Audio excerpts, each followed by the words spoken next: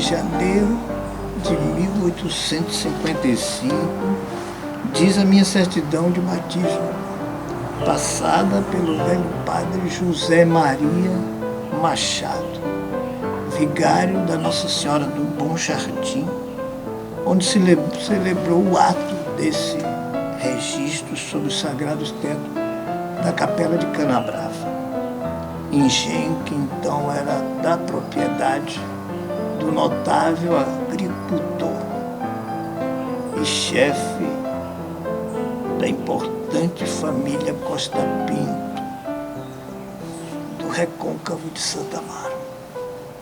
Bem pequena ainda deixei esse lugar, de que todavia me ficaram bem gravados na memória o relevo do terreno, as belas perspectivas das várzeas próximas e das montanhas que estreitam o horizonte do lado da nascente. Nunca mais voltei a Canabrava. Lembro-me, porém, do já velho edifício da Capela Sobradada, onde foi o meu berço no cimo da colina, do alto da qual avistava ao longe, entre canaviais, a chaminé fumarenta do engenho do Bom Sucesso. A topografia do lugar, os acontecimentos que mais impressionaram meu ânimo ainda infantil, eu jamais os perdi e carrego comigo, e que contribuíram nas minhas intervenções na tentativa de fazer o meu Brasil um país melhor e mais justo. Eu não sei se você sabe que alguns anos atrás eu fui chamada a comparecer ao aniversário dele em Teodoro Sampaio e fui avisada de que estava havendo um movimento na cidade para tirar o nome de Teodoro Sampaio, porque, segundo o pessoal de lá, ele estava dando azar à cidade. Cheguei lá e fiz o meeting, né, como tinha que fazer, e acabaram todos desistindo do abaixo-assinado que estava sendo feito, né, desistiram de voltar a chamar Bom Jardim. Alguns queriam até que chamasse Canabrava, imagina. Até hoje, Teodoro me comove, né? Então, que acho que acreditaram na seriedade das minhas palavras e na sinceridade e levaram em conta isso. Eu chego a Teodoro Sampaio primeiro pela rua Teodoro Sampaio, aqui em São Paulo, e começo a entrar em contato mais fortemente com a biografia do Teodoro Sampaio a partir das preocupações que o Museu Afro-Brasil, né, tem na figura do Emanuel, tem com relação a dar voz, né, e imagem, inclusive, a essas personalidades históricas negras que, de uma forma ou de outra, foram embranquecidas ao longo da famosa democracia racial brasileira, de tal forma que a gente perdeu a identidade dessas figuras, né? Quer dizer, se você hoje, ainda hoje, mesmo com essa exposição, mesmo com esse museu, você hoje perguntar significativamente na rua com o Teodoro Sampaio, né, aqui em São Paulo, se você for na Escola Politécnica da USP, né, ou se você for lá no Rio, no Jardim Sulacap, onde nós temos duas ruas, Teodoro Sampaio, tá? Perguntar quem é a figura de Teodoro Sampaio, a resposta vai ser semelhante àquela quando você pergunta quem é André Rebouças, uma das principais avenidas aqui de São Paulo, né? Avenida Rebouças, né? Um túnel do Rio, mas que as pessoas não conhecem, porque essas pessoas se perderam na toponímia, na geografia, né, das cidades, das grandes cidades. E esse se perder ficou muito mais fácil em se tratando de figuras negras, né? Quer dizer, quando se trata de figuras negras, quer dizer, personagens negros, principalmente aqueles nascidos ainda durante o processo da escravidão, o se perder historicamente parece que é um dado que as pessoas não conseguem escapar dele. Eu ouvi falar que é uma dupla sertaneja que morou nessa rua e ficou esse nome, agora eu não tenho certeza. Sou de Conceição do Coité. Você não sabia que Teodoro é baiano também? É? É de Santa Amaro da Purificação. Nossa, então quem deu esse nome é baiano? Ele é baiano. O homem que deu o nome aqui na Teodoro Sampaio? Não, o próprio Teodoro é baiano. Ué, não sabia não. Todo baiano é inteligente, pô. Todo baiano é inteligente. Não sei. Sério. Muito obrigado. Nada. Boa tarde, o senhor sabe quem foi Teodoro Sampaio? Prefeito da cidade?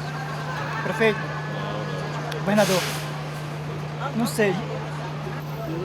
Mapeou a Chapada Diamantina. Ninguém sabe, então.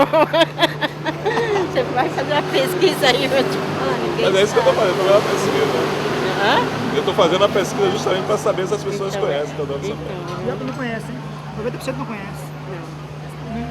Ciência, ninguém estuda ciência, né? Não, os nomes, tudo que ele falou. É ciência isso aí, tem que estudar muito ciência.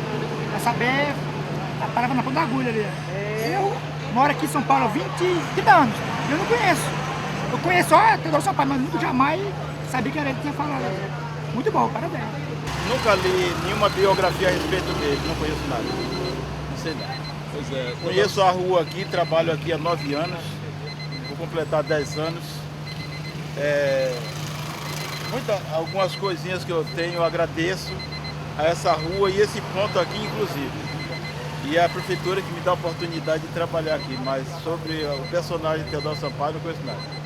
Teodoro Sampaio, só conheço as lojas de instrumentos musicais na rua Teodoro Sampaio. Um trabalho bacana para falar do Teodoro Sampaio, porque olha, confesso para você que eu sou um grande leitor, uma pessoa com bastante instrução e desconheço a figura Teodoro Sampaio. Conheço vários outros nomes, várias outras obras feitos dos nomes, mas não conheço Teodoro Sampaio de nada. A única coisa que eu conheço é instrumento musical da rua Teodoro Sampaio. Há um esconder, né? Há um escamotear dessas informações nas nossas escolas, né? Há um escamotear dessas informações no campo do conhecimento, da produção científica brasileira, da produção acadêmica brasileira, né? Quer dizer, você consegue ter muita informação e muitos vazios dentro dos principais acontecimentos históricos brasileiros. É uma situação que me traz muita vergonha. Me traz vergonha porque essa história tem que ver com o embranquecimento da Bahia. Eu vou ser forçada a contar uma parte da história familiar mesmo, que você ia talvez pensar mais adiante, mas tem que ver com essa questão que você me levanta. Exatamente nessa faculdade, eu entrei no ano de 1971 no curso de psicologia. Eu tive a sorte no primeiro ano de ter como professor Cid Teixeira, um historiador, e a disciplina que ele dava era uma disciplina optativa chamada História da Cultura Baiana. No primeiro dia, né, uma tarde de muito sol, me lembro disso porque a sala era no poente, né, então estava muito quente. Eu me lembro que ele foi perguntando quem era cada um. E ele me perguntou, seu Sampaio vem de onde? Aí eu disse, meu Sampaio é de Santo Amaro. Aí ele falou, de Santo Amaro? Eu falei, eu sou sobrinha neta de Teodoro Sampaio. Aí ele falou assim, você sabe alguma coisa da vida desta pessoa? Eu disse, eu sei que ele era um homem importante e que criou meu pai. Aí ele falou assim, criou seu pai? Eu disse, ele trouxe meu pai para estudar, junto com o irmão, que estavam meio abandonados em Santo Amaro, vendendo fruta na linha do trem, depois da morte dos pais. Bom, daí ele me disse, bom, então agora você já tem seu trabalho de curso. Você vai descobrir quem é esse seu tio-avô. Sua primeira tarefa é ir no Instituto Geográfico e História. Eu fui, né? Eu cheguei, falei em casa e tal, né? E aí eu fui fazer uma visita ao Instituto Geográfico e História. E quando eu cheguei lá, a primeira coisa que eu vi foi a fotografia de Teodoro Sampaio. E ele era um negro. E eu não sabia que eu tinha nenhuma ascendência negra, porque essa história é uma história de silenciamento. Já que a família embranqueceu, vamos apagar essa origem. Porque ele nasceu em 1855, dia 7 de janeiro de 1855, e ele era filho de branco. Um homem branco que, naturalmente, não permitiu que ele nascesse escravo. As discussões giram em torno dele ser filho do padre Sampaio, Manuel Sampaio, ou então do Costa Pinto, né? Mas ele tem o sobrenome Fernandes Sampaio do padre. E ele tem o nome Teodoro, que é o nome da mãe do padre. Então, eu antigamente estava convencida de que ele era Costa Pinto, não só pela maneira como ele se portava, como verdadeiro nobre, né? nas atitudes, nos comportamentos, na maneira de ver a vida, na serenidade, na contenção, na discrição. Ele é muito discreto, de pouco falar e de muito escutar. Não que eu o conhecesse, não é do meu tempo, infelizmente, mas pelas referências que aqui tenho.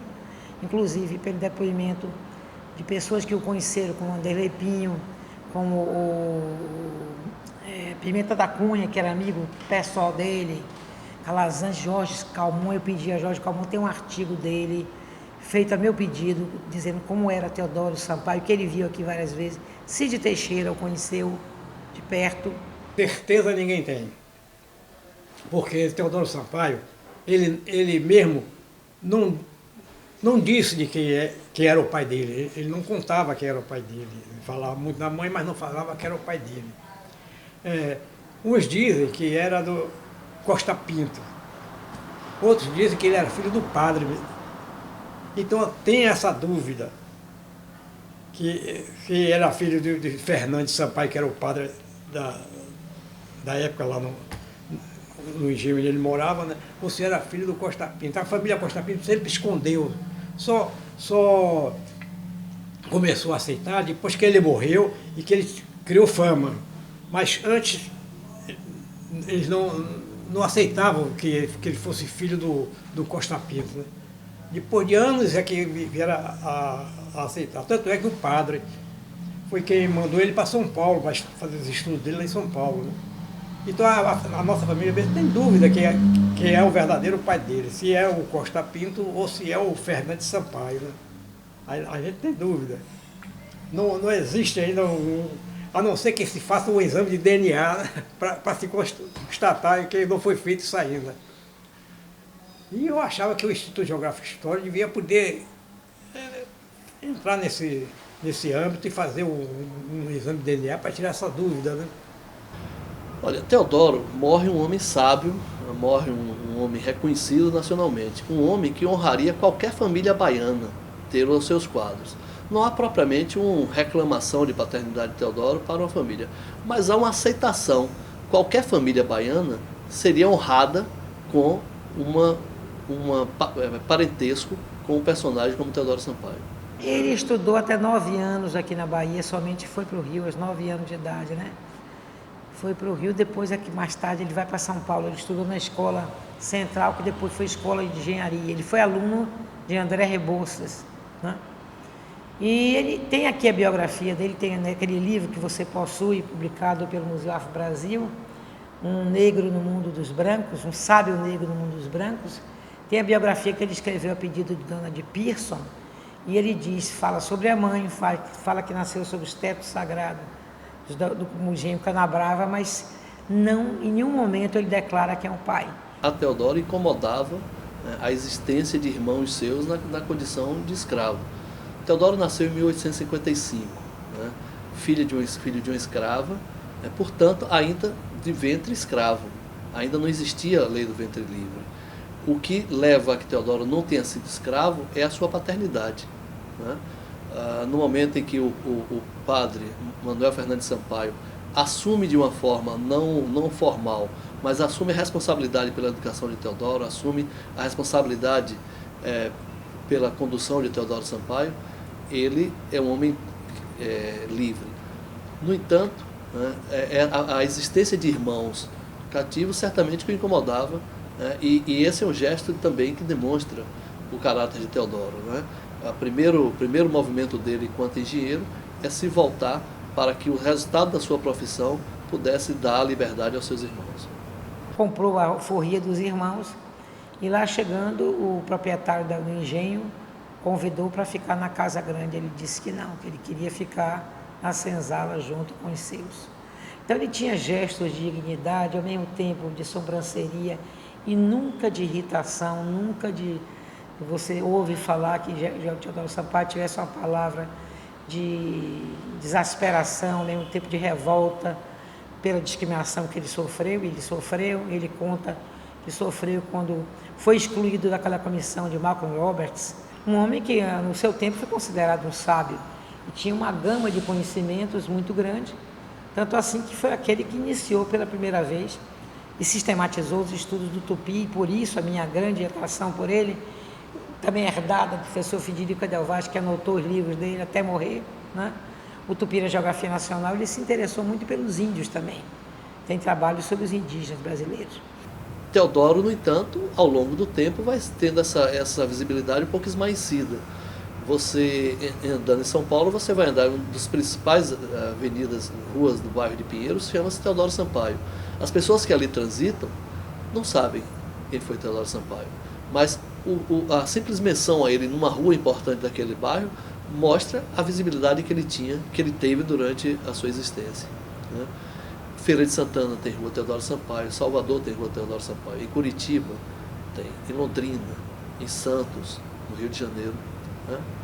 Portanto, isso dá uma ideia de que Teodoro teve muito mais visibilidade do que a que tem hoje.